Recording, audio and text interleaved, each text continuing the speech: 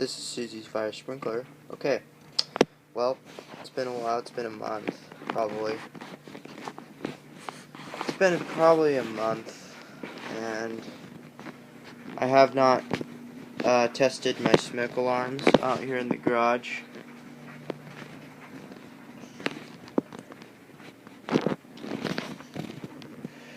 And so yeah, these things are still up.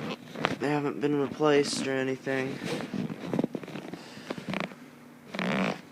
So let's start with the General Electric one. Let's start with the General Electric.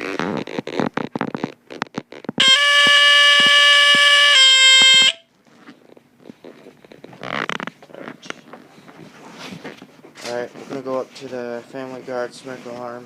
Nothing has changed out here, except for this. I'll do that in another video. Alright, let's see. Sorry for the cracklings on the camera.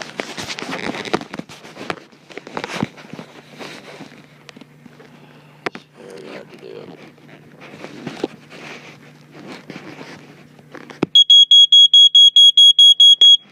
Alright. That's it, you guys.